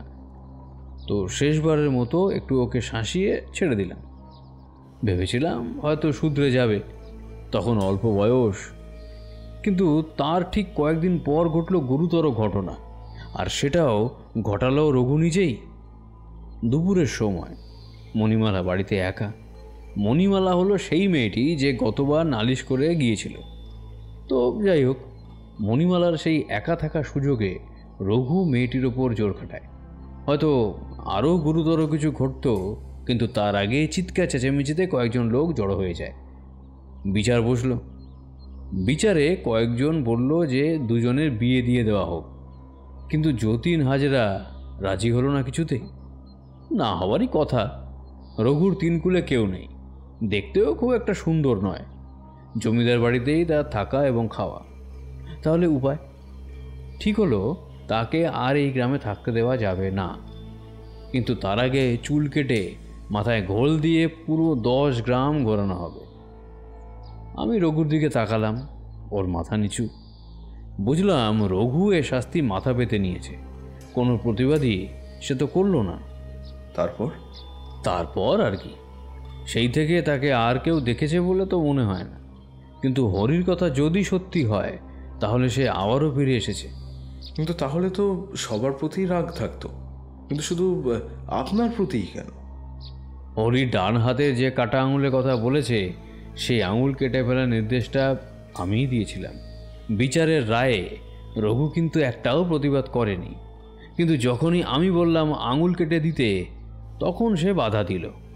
কিন্তু এটা আমি রাগ বা ক্ষোভ থেকে বলিনি, করেছি এই কারণে যাকে একবার সন্দেহ করলে শুধরাবে না, সে কখনোই শুধরাবে না। হয়তো অন্য জায়গায় গিয়েও সে একই কাজ করতে পারে। আর তাই একটা চিহ্ন আমি রেখেছিলাম, যেন ওই কাটা আঙুলের কথাটা মনে পড়লেও সে ভুল পথে না যায়। কিন্তু সে যে এখনও প্রতিহিংসা পুষে রেখেছে, সত্যি বুঝতে পারিনি। আর মণিমালা আর তার বাবার কি হলো? মণিমালার একটা বিয়ে হয়েছিল। স্বামী মারা যাওয়ার পর সে আমার কাছেই এসে আছে। আর যতীন হাজরা মারা গিয়েছেন বেশ কয়েকটা বছর হলো। আচ্ছা জমিদার মশাই, এই ঘটনাটা ঠিক কতদিন আগে ঘটেছিল? মানে কয়েক বছর আগে? তাও প্রায় বছর 20 তো হবেই, বেশিও হতে পারে। কেন বলুন তো? না, এমনিতেই জানতে চাইলাম। হরি বলছিল রঘু কোনো অঘরী তান্ত্রিকের কাছে তন্ত্র সাধনা করেছে। তাহলে আপনার ধারণায় ঠিক 20 বছরের কম তো নয়। আরও বেশ কিছুক্ষণ এটা ওটা নিয়ে বিভিন্ন কথা বলতে বলতে দুপুর গড়িয়ে বিকেল হলো। জমিদার মশাই উঠে পড়লেন, আমিও উঠলাম। মন্দিরের সামনে আসতেই দেখি পুরোহিত মশাই যে ঘরে ঢুকে দরজা বন্ধ করে দিয়েছিলেন, এখন সেই দরজা হাট করে খোলা। সেদিকেই এগিয়ে গেলাম, আর যেতেই দেখলাম তিনি ঘরের মেঝেতে একটা মাদুর পেতে বসে রয়েছেন, হাতে একটা পুরনো পুঁথি। আমাকে দরজার সামনে দাঁড়াতে দেখে বললেন, এসেছো? তা খাওয়া দাওয়া ঠিক ছিল তো? হ্যাঁ, আপনি তো কিছু খেলেনই না। বৃদ্ধ কিন্তু আমার এই কথার কোনো জবাব দিলেন না। আবারও পুরনো পুঁথির পাতায় চোখ বুলোতে লাগলেন। এই বয়সেও যে ওনার দৃষ্টিশক্তি এই শেষ বিকেলের আলো আঁধারিতে কি করে ওই পুরনো মেশামেশা অক্ষরগুলো করায়ত্ত হচ্ছে তা আমি বুঝতে পারলাম না। বসলাম। তিনি পুঁথিটা পাশে রেখে বললেন, তুমি কখনো ওই উল্কাযান তন্ত্রের কথা শুনেছো? না, এই তন্ত্রের কথা তো আমি শুনিনি কখনো। উল্কা কোনো দেবী নয়, অপদেবী, কিন্তু খুব শক্তিশালী এই অপদেবী। তেমনি এই অপদেবী সাধনাও কিন্তু খুব ভয়ঙ্কর। এই অপদেবী এতটাই শক্তিশালী যে সাধকের সাধনায় এতটুকু ভুল হলে একদম সাক্ষাৎ মৃত্যু। আর সেই মৃত্যু এতটাই নির্মম আর ভয়ানক যে বুক কেঁপে ওঠে। কিন্তু একবার এই সাধনায় যে সিদ্ধি লাভ করতে পারে তার অসাধ্য আর কিছুই থাকে না। এতটাই তীব্র রোষ এই অপদেবীর। সাধনার পদ্ধতিটাও তেমনি ভয়ানক। এই সাধনা 8-10টা সাধনার উপকরণ নয়, বরং এই অপদেবী সাধনা করতে হয় স্বয়ং সাধকের রক্ত দিয়ে। দিনের পর দিন, কখনো বছরের পর বছর এই সাধকের তাজা রক্তে সাধিত হওয়ার পরই এই অপদেবী জেগে ওঠে। তারপরে সাধক যা বলে সেই কাজ সম্পূর্ণ করে বড়ই নির্মমভাবে। কিন্তু কেউ যদি একবার এই সাধনায় সিদ্ধি লাভ করে তাহলে সাধক যতদিন বেঁচে থাকবে ততদিন অপদেবীকে নিজের রক্ত পান করিয়ে যেতে হবে, নয়তো সাধকের মৃত্যু নিশ্চিত। হরির কথা যদি সত্যি হয় তাহলে আমি নিশ্চিত যে রঘু এই উল্কাযান তন্ত্রে সিদ্ধি লাভ করেছে।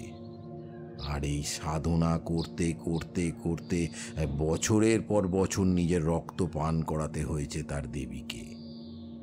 তাই হয়তো শরীরটা তার ভেঙে পড়েছে। কিন্তু সে আরও একটা তন্ত্রে সিদ্ধি লাভ করেছে বলেই মনে হয়। স্বরাজতন্ত্র? হ্যাঁ, ওই শরীর যখন একবার দুর্বল হয়ে পড়ে তখন সে এই শক্তির মাধ্যমেই লক্ষণযুক্ত বাচ্চার শরীর নিজের প্রাণ শক্তি প্রতিস্থাপন করে তার স্বরটা টেনে নেয়। এই যেমনটা করেছিল এই মোহনের ছেলের সাথে, আর তারপর ওই হরির ছেলেটার সাথেও। আর দেখলেই তো তার ফলাফল। রঘু তো জানতো সে একবার এই তন্ত্রে সিদ্ধি লাভ করলে তার জীবনটা এইভাবে কাটবে। তাহলে সে এই পথে কেন গেল? প্রতিহিংসা, আক্রোশ এগুলো খুব খারাপ বস্তু। একবার কারোর মনে গেঁথে গেলে সে হিতাহিত জ্ঞান শূন্য হয়ে যায়। হরির অবস্থাটা তো দেখলে। তবে শিবশক্তি চাটুর্যে হয়তো কিছু একটা বলতেই যাচ্ছিলেন, কিন্তু সেটা আর বলা হলো না। ওনার দৃষ্টি এখন আমার ঠিক পেছনে। আমিও ঘাড় ফিরিয়ে তাকালাম, আর তাকাতেই মেরুদণ্ড দিয়ে একটা ঠান্ডা স্রোত নেমে গেল।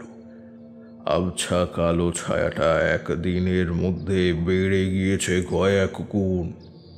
এখন আর আবছা নয়, ছায়াটা জমাট বেঁধে কালো বর্ণ ধারণ করেছে। শিবশক্তি চাটুর্যে ভয়ার্ত কণ্ঠে বললেন, জেগে উঠেছে, এটা তারই আভাস। চারিদিক অন্ধকার ছেয়ে উল্কার মতো আবির্ভাব ঘটিয়ে নিমেষে গোটা গাঁ উজাড় করে দেবে। এটা তারই পূর্বাভাস। কিন্তু কিন্তু এই ছায়া কেবলমাত্র আমরাই দেখতে পাচ্ছি। তার মানে আমাদের হাতে আরও একটা দিন সময় আছে। রঘু এখানে এসেছে আজ 2 দিন, তার মানে এখনো সে সাধনা শেষ করতে পারেনি। 3 দিন নির্দিষ্ট সময়ে আসনে বসে ওই মন্ত্র জপালে 4 দিনের দিন আবির্ভাব ঘটে এই অপদেবীর। তার মানে হ্যাঁ হ্যাঁ হ্যাঁ হ্যাঁ, এই কালকের দিন আমাদের হাতে আছে এখনো। আমি হতভম্বের মতন তাকিয়ে থাকলাম দূর আকাশের সেই কালো জমাট বাঁধা অন্ধকারের দিকে। ছায়াটা যেন আরো বেশি করে গ্রাস করতে চাইছে পুরো গ্রামকে। তাই এই রোষানল থেকে রক্ষা পাওয়ার পথটা কি? রাতে দুইজনের কারোরই ঘুম হলো না। সারাটা রাত মন্দিরের চাতালে বসেই কাটিয়ে দিলাম, আর দেখলাম সারা রাতে একটু একটু করে কালো অবয়ব এগিয়ে আসছে গ্রামের দিকে। চারপাশে তৈরি হচ্ছে একটা বলয়। বুঝলাম লগ্ন ঘনিয়ে আসছে। শিবশক্তি চাটুর্যের কিন্তু চেহারার পরিবর্তন আমি দেখলাম না। আগের সেই চিন্তিত ভাবটাও কেটে গিয়েছে। তার বদলে চেহারায় তার ফুটে উঠেছে সেই স্বভাব সুলভ উজ্জ্বলতা। শেষ রাতের একটু আগে বললেন, তুমি একটু ঘুমিয়ে নাও, সারাদিন একটু খাটুনি যাবে কিন্তু। আর শরীরে বল পেতে হলে ঘুমোনোটা কিন্তু আবার জরুরি। আমি একটু অবাক হলাম। কিসের খাটুনের কথা বলছেন উনি? আর তাছাড়া কি বা করবেন উনি? কিন্তু প্রশ্ন করলাম না, কারণ এই প্রথম মনে হলো একটু ঘুমিয়ে নিতে পারলে ভালো হতো। আমি কোনো কথা না বলে উঠে পড়লাম। তারপর বিছানায় পিঠ লাগাতেই দুই চোখ বুজে আসতে লাগলো আপনা আপনি। ঘুমানোর আগে শেষ সময় শুনতে পেলাম মন্দিরের দিক থেকে ভেসে আসলো একটা মন্ত্রধ্বনি। খুবই অস্পষ্ট সেই ধ্বনি, তবুও যেটুকু বুঝলাম তাতে চেনা কোনো মন্ত্র বলেই মনে হলো। ঘুম ভাঙলো একটু বেলা করেই। দড়াম করে বিছানার ওপর উঠে বসলাম। বাইরে সূর্যের আলো ছড়িয়ে পড়েছে। ঘর থেকে বেরিয়ে এসে প্রথমে মাথার ওপরের দিকে তাকালাম। ছায়াটা আরও বেশ খানিকটা এগিয়ে এসেছে। পুকুরে হাত মুখ ধুয়ে চাতালে পা দিতেই পাশ থেকে ভেসে আসলো শিবশক্তি চাটুর্যের কণ্ঠস্বর। ঘুম ভালো হয়েছে? ডাকতে চাইলাম, গিয়ে দেখি ঘুমাচ্ছ। সারা রাত তো ঘুম হয়নি, তাই ভাবলাম আর একটু ঘুমিয়ে নাও। দেখলাম পুরোহিত মশাই এরই মধ্যে স্নান সেরে নিয়েছেন। পরনে গেরুয়া বস্ত্র, কপালে লাল তিলক, আর হাতে একটা কিসের যেন ডাল রয়েছে। ডালটা সোজা নয়, বাঁকা, তাতে সিঁদুরের প্রলেপ মাখা। এখন সেটা লাঠির কাজে ব্যবহার হচ্ছে। বুঝলাম শিবশক্তি চাটুর্য কোথাও যাওয়ার জন্য তৈরি হয়েই বসে আছে, অপেক্ষা কেবলই আমার। বললেন, যাও স্নান করে নাও, আমরা একটা জায়গায় যাব।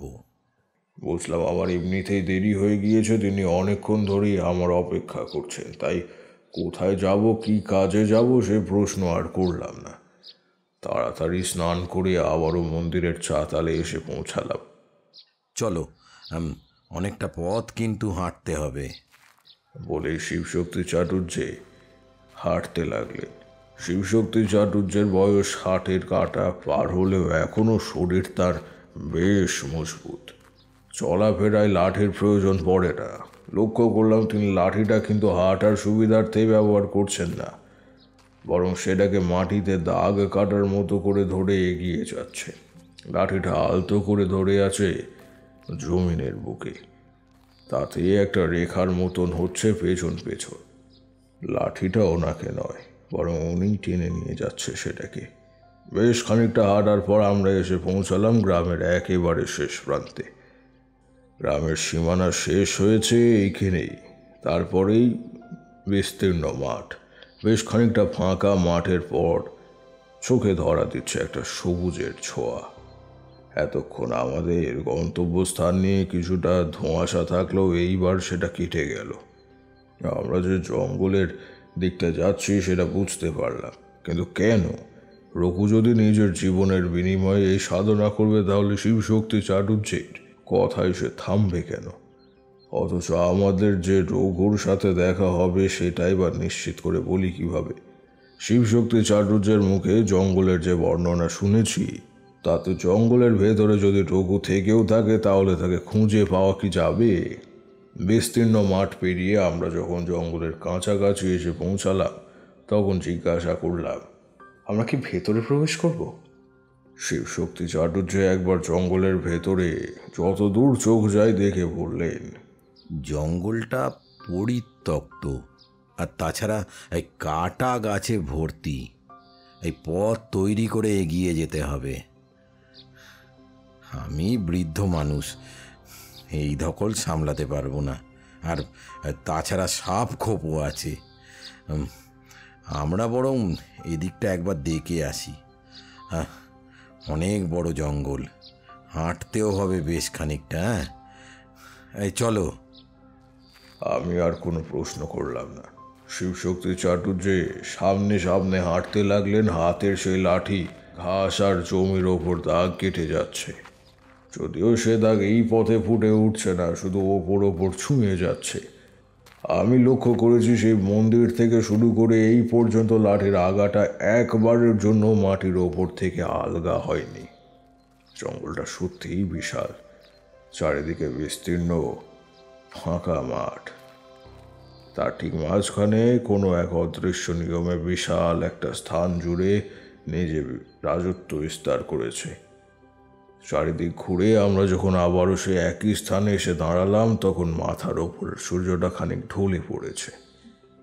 হ্যাঁ চলো, এবার ফিরে যাওয়া যাক। বলেই শিবশক্তি চাটুর্যের লাঠিটাকে সেইখানেই পুঁতে দিয়ে গ্রামের দিকে হাঁটা শুরু করলেন। এইবার আর আমি ওনার পিছন পিছন নয়, হাঁটতে লাগলাম পাশাপাশি। গ্রামে ফিরে খাওয়া দাওয়ার পাট চুকিয়ে একটু গড়িয়ে নেব ভাবছি, এমন সময় দেখলাম দরজার ওপাশে দাঁড়িয়ে আছেন শিবশক্তি চাটুর্যে। উঠে একপাশে সরে বসলাম। তিনি কিন্তু অনুমতি নিলেন না, সোজা এসে বসলেন আমার ঠিক পাশে।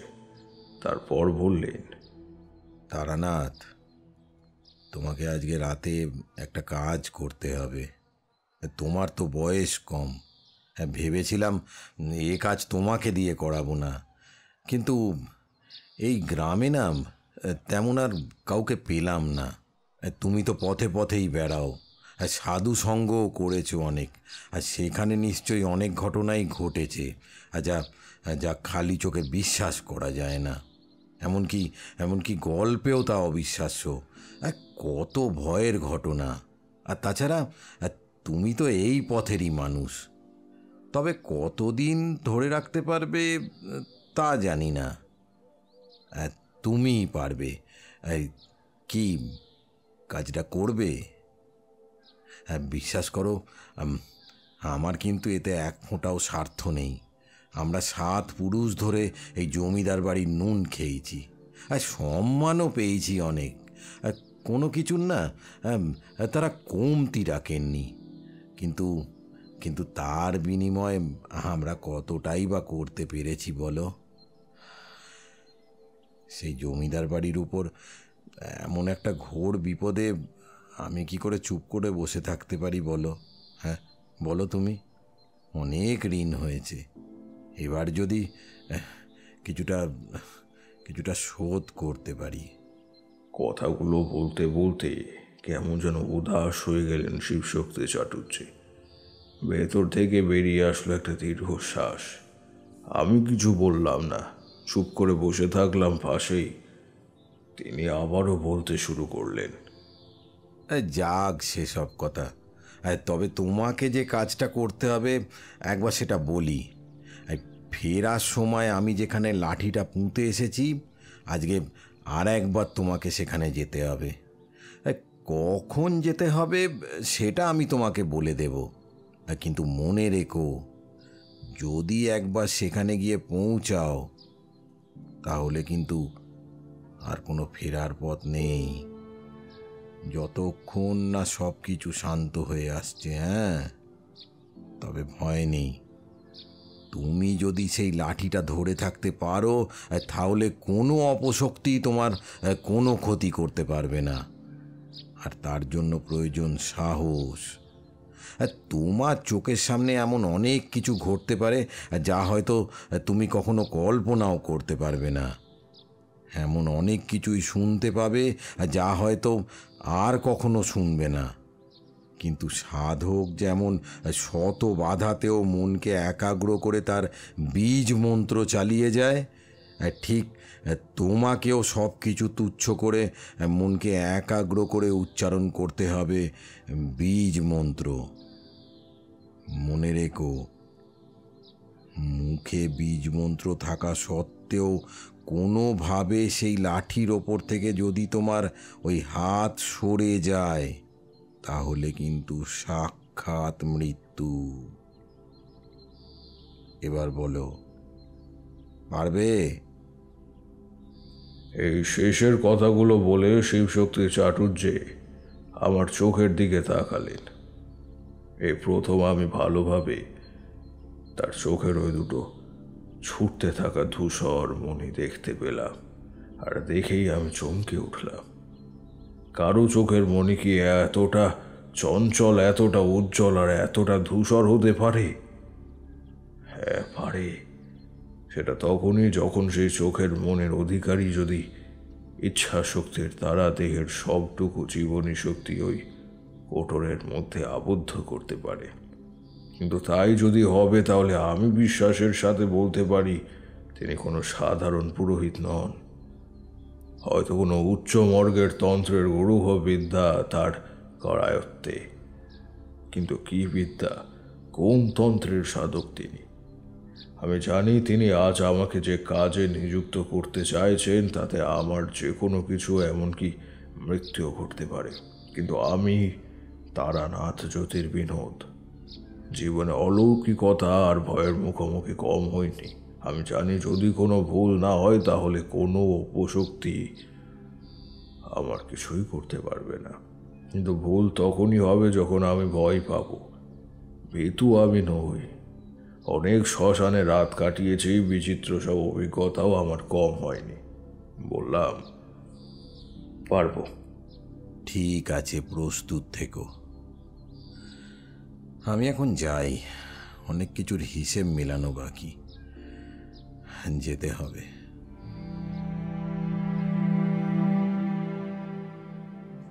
এই শেষের কথার কোনো অর্থ আমি খুঁজে পেলাম না।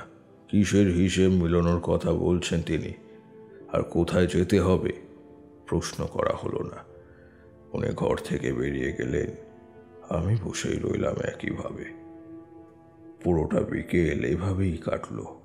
আগেই বলেছি, ভয় আমার করছিল না, কিন্তু তবুও কেন জানি না বারবার মনের ভেতরে একটা কু ডাকছে, কিন্তু সেটা কি ধরতে পারলাম না। সন্ধ্যার একটু আগে শিবশক্তি চাটুর্যে আমাকে মন্দিরের পাশের ঘরটায় নিয়ে গিয়ে বসালেন। বললেন, শোনো, তোমাকে একটা মন্ত্র শিখিয়ে দিই। হাতে কিন্তু বেশি সময় নেই। যাই হোক না কেন, লাঠি থেকে হাতের বাঁধন কিন্তু খুলবে না। আবারও বলছি, এতে মৃত্যু নিশ্চিত।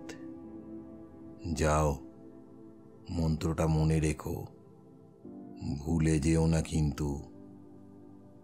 বলেই তিনি আমাকে একটা ছোট্ট তন্ত্র শিখিয়ে দিলেন, মাত্র 3টা শব্দ। যদিও সেটা তোমাদের বলছি না।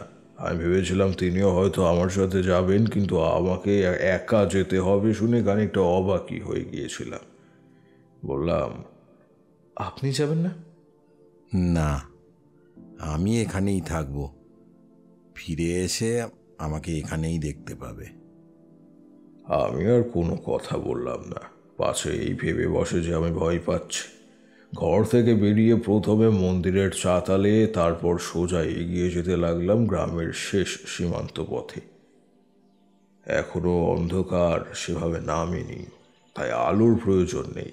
বেশ কিছুক্ষণ হেঁটে মাঠ পেরিয়ে আমি তখন দুপুরের পুঁতে রাখা লাঠিটার কাছে পৌঁছালাম। তখন অন্ধকার হয়ে এসেছে। জঙ্গলের ভেতর থেকে আসছে নানান রকমের জীবের ডাক। কাছেই একটা ডেকে উঠল যেন। তারপরেই সেই ডাকে সাড়া দিল একটা পেঁচা। পরক্ষণেই একদল শিয়াল যেন করুণ আর্তনাদে ফেটে পড়ল। এ গ্রামের বন জঙ্গলের নিত্যদিনের পরিবেশ, কিন্তু হঠাৎই সব আয়োজন যেন কোনো একটা মায়া জালে থমকে গিয়েছে। যেন এতক্ষণ তারাই কোনো কিছুকে বরণ করে নিচ্ছিল হর্ষধ্বনি দিয়ে, কিন্তু এখন ভয় পাচ্ছে। চারিদিকের বাতাসও কেমন ভারী হয়ে উঠতে শুরু করেছে। তার মানে ক্রিয়া কিন্তু শুরু হয়ে গিয়েছে। বেশ কিছুক্ষণ এভাবেই কাটার পর হঠাৎই আবারও একসাথে ডেকে উঠল শিয়ালের দল। মিথ্যে বলবো না, খানিকটা চমকেই উঠলাম। একটা উঁচু ডিবি মতন জায়গায় বসে আছি, হাতের মুঠোতে সেই মাটিতে পোতা লাঠি। হঠাৎই আকাশ ঢেকে গেল কালো মেঘে। অন্ধকার তো ছিলই, এবার যেন সেটাই বেড়ে কয়েক গুণ হয়ে গেল। এতক্ষণ লাঠির গায়ে লেপ্টে থাকা সিঁদুরের লাল রংটা দেখতে পাচ্ছিলাম, কিন্তু এবার সেটাও মিলিয়ে গেল যেন। মনে হতে লাগলো আমি এক অন্ধকারের বলয়ের মধ্যে বসে রয়েছি। আমার কান খাড়া হয়ে গেল। জঙ্গলের ভেতর থেকে অট্টহাসির শব্দ বারবার আঘাত করছে আমার শ্রবণ শক্তিকে। আর সেই সাথেই জঙ্গলের ভেতর শুরু হলো এক আলোড়ন। মিশিয়ে শান্ত পরিবেশ ভেঙে খান খান হয়ে গেল বিপদ হুঙ্কারে। জেগে উঠেছে, ওই জেগে উঠেছে, এটা তারই পূর্বাভাস। আমি এক মনে বীজ মন্ত্র উচ্চারণ করতে শুরু করলাম। শক্ত করে ধরলাম লাঠিটা। অন্যদিকে আলোড়ন যেন ক্রমে বেড়ে যাচ্ছে, আর সেই সাথে বিকট এক হুঙ্কার। পুরো জঙ্গল উথাল পাথাল, যেন কোনো আঘাত, অজগরের মরণ যন্ত্রণা। হঠাৎই লক্ষ্য করলাম জঙ্গলের চারপাশে জমিনের বুক ফুটে বেরিয়ে এসেছে একটা নীল জ্যোতির উদ্ভাস। দেখতে দেখতে পুরো জঙ্গলের চারপাশ চক্রাকারে ঘিরে ফেলল সেই নীল জ্যোতির আলো। আর সেই জ্যোতির উৎস আর কিছুই না, মাটিতে পুঁতে রাখা আমার মুঠোয় আষ্টে পৃষ্ঠে আবদ্ধ থাকা লাঠি। আমার অনুমানে ঠিক শিবশক্তি চাটুর্যে গণ্ডি কেটে দিয়েছেন পুরো জঙ্গলের চারপাশে। শুরু হলো প্রলয়।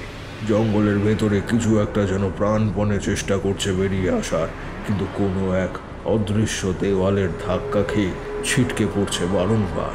পুরো জঙ্গলটা কাঁপতে লাগলো থরথর করে, আর সেই সাথে সেই দিক বেদিক বিদীর্ণ করা পৈশাচিক হুঙ্কার। জঙ্গলের ভেতরে থাকা সকল জীবও যেন আতঙ্কে শুকিয়ে গিয়েছে এক কোণে। যেন এক বড় বিশাল এই অরণ্যে কোনো জীবনের অস্তিত্ব নেই। হঠাৎই অনুভব করলাম আমার হাতে ধরে থাকা লাঠিটা ধীরে ধীরে গরম হয়ে উঠেছে। মনে মনে প্রমাদ করলাম, দীর্ঘদিন ধরে এই পথে আমি কত বিচিত্র ঘটনার মুখোমুখি হয়েছি।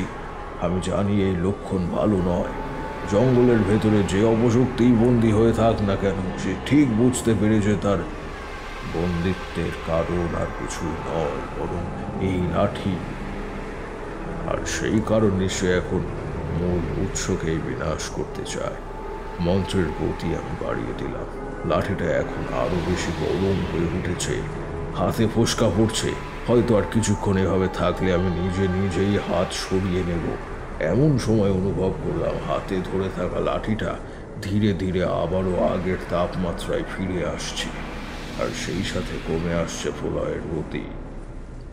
দেখতে দেখতে সবকিছু শান্ত হয়ে গেল। গোটা অরণ্য যেন আবারও ফিরে পেল তার নিজস্ব গতি। দূরে ডেকে উঠল শিয়ালের দল। মাথার ওপর দিয়ে উড়ে গেল কোনো এক নিশাচর পাখি। আর তারপরে অরণ্যের বুক ফুঁড়ে চারিদিক কাঁপিয়ে ভেসে আসলো একটা আর্ত চিৎকার। কিন্তু এই একবারই যে চিৎকারটা আমি শুনেছিলাম সেটা আর কখনোই শুনিনি। এতটাই ভয়ঙ্কর আর নির্মম সেই আর্তনাদ। খানিকক্ষণ সেইভাবেই বসে থাকলাম, যেন নড়তে ভুলে গিয়েছি। কতক্ষণ সময় কেটেছে তা আমি জানি না। ঘোর কাটলো পাখিদের কিচিরমিচির ডাকে। চোখ খুলে দেখলাম চারিদিক ফর্সা হয়ে এসেছে। এবার ফিরতে হবে।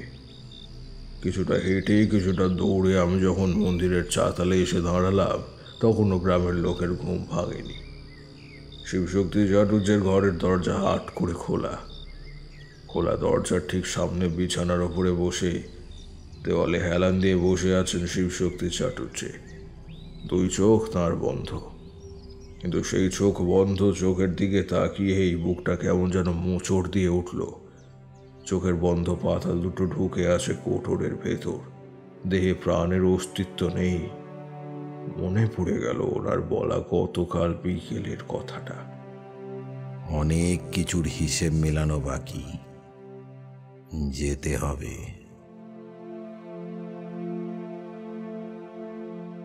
যেতে হবে, কিসের হিসেব মেলানো বাকি সেটা তখন বুঝতে না পারলেও আমি এইবার বুঝলাম। কেনই বা তিনি বলেছিলেন যে অনেক ঋণ এবার কিছুটা কমবে। কমলও তাই, কিন্তু সে কেবলই কিছুটা। যে ঋণ শোধ হলো জীবনের বিনিময়ে, সেটার পরিণাম কি এতই অল্প? জানি না।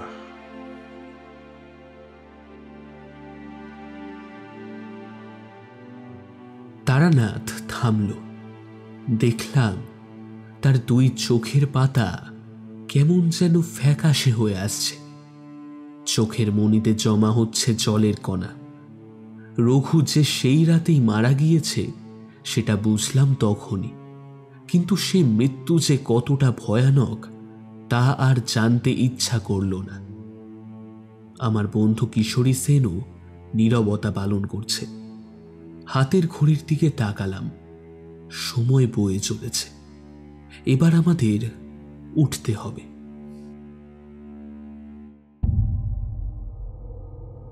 শেষ হলো আমাদের আজকের নিবেদন। আগামী সপ্তাহে আমরা ফিরে আসব আরও একটি নতুন গল্প নিয়ে। ততদিন ভালো থাকুন, সুস্থ থাকুন। আর হ্যাঁ, ফেয়ারল্যান্ডকে সাবস্ক্রাইব করতে কিন্তু একদম ভুলবেন না। শুভরাত্রি।